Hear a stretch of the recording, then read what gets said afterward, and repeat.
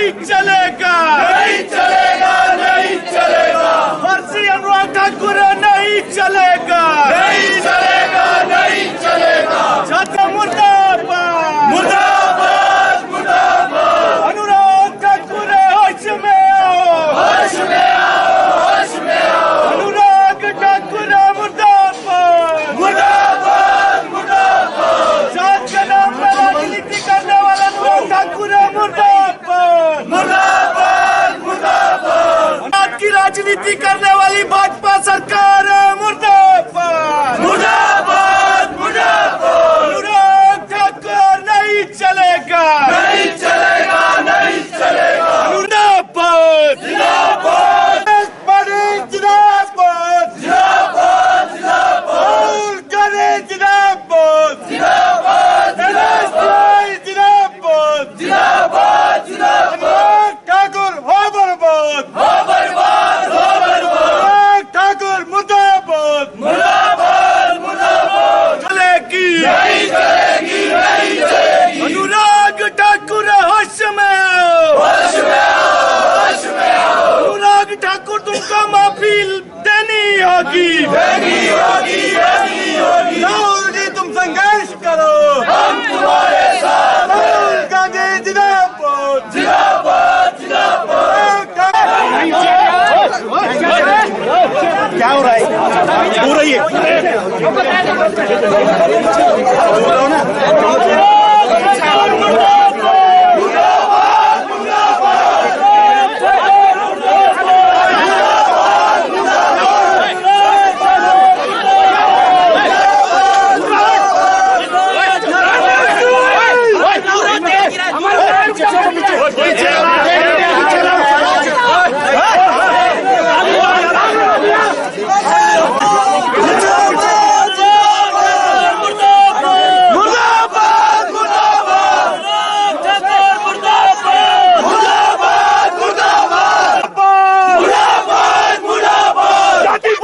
अनुराग ठाकुर मुर्दाबाद, मुर्दाबाद, मुर्दाबाद। मुर्दाबाद, मुर्दाबाद। मुर्दाबाद, मुर्दाबाद।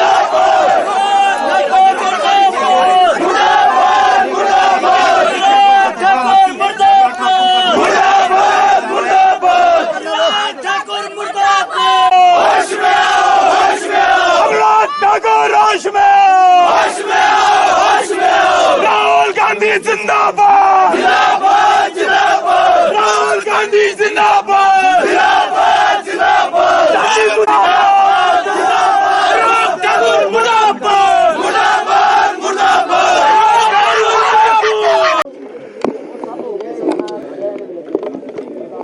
सबसे पहले तो वो पूरा देश आपने देखा होगा इसकी कड़ी निंदा कर रहा है और हम भी उसकी कड़ी निंदा करते हैं। इन्होंने संसद की गरिमा को इतने निचले स्तर पर पहुंचा दिया है कि पूरा भारतवर्ष देख रहा है कि इतनी स्तरहीन बयानबाजी करके वो भी इतनी उच्च पदों पर रहता हुआ मंत्री रहे हैं और समाज ने उनको इतने उच्च पदों पर पहुंचाया। उस आदमी का ये स्तरहीन बयान और आप देखिए पूरा देश देख रहा है और तुलना कर रहा है। दूसरी तरफ हमारे जो नेता हैं राहुल गांधी जी, उन्होंने क्या कहा? उन्होंने ये कहा मैं जब पिछड़ा वर्ग, दलित और पिछड़े समाज, गरीबों की जब मैं आवाज उठाऊंगा तो भारतीय जनता पार्टी के पेट में दर्द जरूर होगा। क्यों? क्योंकि ये पूंजीपतियों की सरकार है।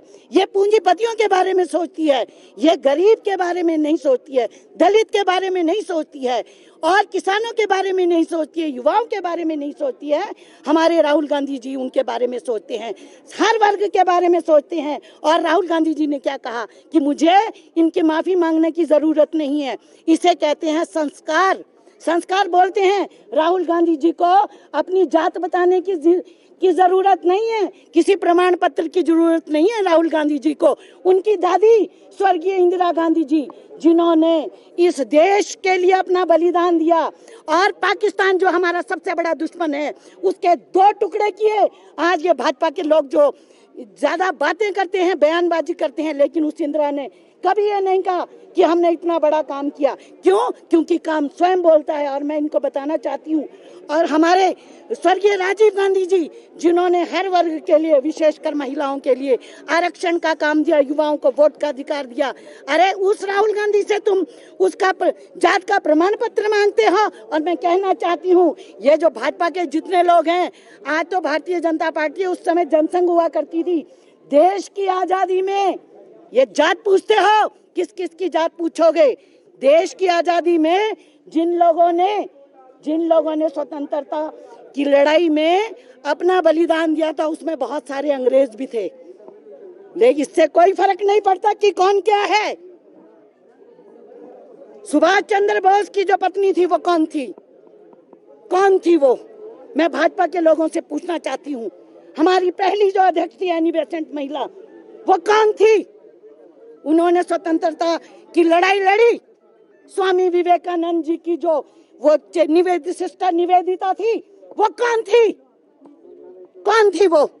उन्होंने इस देश की आजादी में बढ़ चढ़कर भाग लिया, क्योंकि भारत की हमारी सभ्यता, हमारी संस्कृति यही बताती है। उससे प्रभावित होकर उन लोगों ने स्वतंत्रता के आंदोलन में भाग लिया। मैं पूछती हूँ, इनके कितने लोग थे जिन्होंने स्वतंत्रता आंदोलन में भाग लिया, जिन्होंने देश की आजादी के लिए काम किया?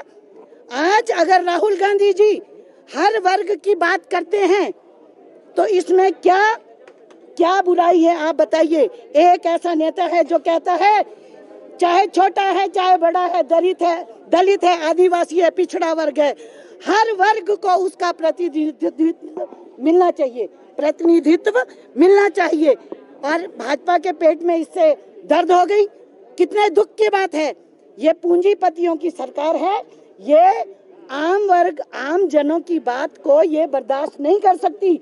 ये नहीं चाहते कि गरीब लोगों को भी उनका हक मिले, क्योंकि पिछले 10 वर्षों में अगर आपने देखा होगा इनका शासनकाल, उसमें पूंजीपतियों के ही इन्होंने ऋण माफ किए। और अभी जो बजट आया उसमें गरीबों का, मध्यम वर्ग का क्या हाल करके रखा है, तो ये स्पष्ट दिखाई देता है।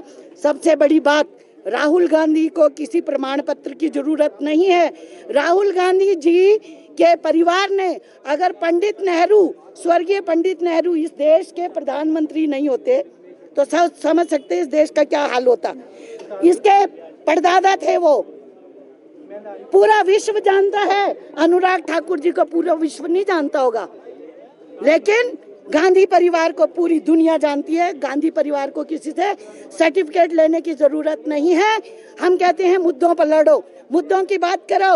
अगर तुम्हारे पास मुद्दे हैं तो मुद्दों की बात करो। 10 वर्ष आप लोग सत्ता में रहे, आपने क्या किया? आप इस तरह की घटिया बयानबाजी करके संसद की मर्यादा को भंग करते हैं। और सबसे दुख की बात, जिनको पूरा देश देखता है, वो लाखों लोगों में चुनकर जाते हैं। अगर उनकी भाषा इतनी अमर्यादित हो तो देश में क्या संदेश जा रहा है, ये पूरी दुनिया देख रही है। इसकी जितनी भी निंदा की जाए उतना कम है। हम तो यही कहना चाहते हैं। सर, जैसे आपने पिछले कुछ दिनों पहले देखा, जो हिमाचल प्रदेश से सांसद है और भूतपूर्व में जो हिमाचल प्रदेश युवा मोर्चा के अध्यक्ष भी रहे, राष्ट्रीय अध्यक्ष भी रहे और मंत्री भी रहे, उन्होंने जो संसद के नेता है, विपक्ष के नेता राहुल जी के लिए एक अभद्र टिप्पणी की, उसके खिलाफ आज पीसीसी की कॉल पे एनएसयूआई, महिला कांग्रेस, सभी सेंट्रल संगठन जो है यहाँ पे पुतले का दहन कर रहे हैं। मैं बताना चाहूँगा, जिनके अपना पता नहीं, पिता प्रेम कुमार धूमल लिखते हैं, खुद ठाकुर लिखते हैं और दूसरे जो छोटे भाई वो कुछ और लिखते हैं, तो पहले अपने आप को सोच करें। आप संविधान में है और देश की संसद में है, इस तरह की जो मर्यादित भाषा है उसका प्रयोग न करें। और इसके साथ साथ कंगना रनावत जी ने भी एक टिप्पणी की कि उनको अपना एक टेस्ट करवाना चाहिए। आप सभी को पता है, मीडिया भी समझदार है, अगर टेस्ट करवाने की बारी आई, राहुल जी का तो टेस्ट करने में आ जाएगा कि वो नहीं लेते, ड्रग एडिक्ट नहीं है, लेकिन दुनिया जानती है कि ड्रग एडिक्शन कौन है। और बड़े शर्म की बात है कि लोकतंत्र में ऐसे लोग लोकतंत्र को शर्मिंदा कर रहे हैं। इसी के खिलाफ हमारा जो है ये धरना प्रदर्शन था, जिसमें हमारे साथ महिला कांग्रेस अध्यक्ष, हिमाचल प्रदेश में शिमला नगर निगम के मेयर, महापौर जो है, और जो फ्रंटल जितने भी ऑर्गेनाइजेशन है, युवा कांग्रेस के हमारे साथी, क्योंकि ये कॉल जो पीसीसी की कॉल है, पीसीसी कॉल पे सभी कांग्रेस के जो अग्रणी संगठन है सभी ने मिलकर ये धरना प्रदर्शन किया है। चौहान साहब, टिप्पणी की गई है, पुतला दहन किया गया अनुराग ठाकुर का आज। देखिए, आज एक जिस दिन को हम वो कर रहे जो प्रोटेस्ट हमारा चल रहा है, आपने देखा होगा कि पिछले दिनों अनुराग ठाकुर ने संसद में एक बड़ी अभद्र टिप्पणी की, जिसको लेकर के पूरे देश में बहुत आक्रोश है। एक 4 या 5 दफ़ा जिस सांसद को चुना जाने के बाद संसद में एक इस तरह का बयान देना बड़ा दुर्भाग्यपूर्ण है और इतनी उनकी मानसिकता और उसको दर्शाता कि वो कितने लेवल तक घटिया राजनीति तक आप उतर आए हो, जो एक संसद की गरिमा को भी नुकसान पहुंचा रहा है। और जाति की जो राजनीति, बंटवारे की जो राजनीति जिस तरह से की जाती है, वो एक मंत्री नहीं बने। तो मैं इस चीज़ को मान सकता हूँ, क्योंकि एक फ्रस्ट्रेशन है कि आपको मंत्री नहीं बना, आप अपने प्लेटफॉर्म पे लड़िए, लेकिन संसद का एक आपका दायित्व है। आप इतने बड़े पदों पे रहे, युवा के अध्यक्ष रहे, 4 बार आप सांसद रह लिए, एक इस तरह की टिप्पणी करना आप हमारे लिए बड़ा, ये आपके इस देश के लिए एक घातक है। ये इस तरह की अभद्र टिप्पणी करना, और मैं समझता हूँ कि आपको जो नुकसान आपके जो मंत्रिमंडल नहीं मिला है, वो उसकी जो फ्रस्ट्रेशन है वो मंत्री मोदी जी के सामने आप रखना चाहते हैं। लेकिन जिस भाषा का आपने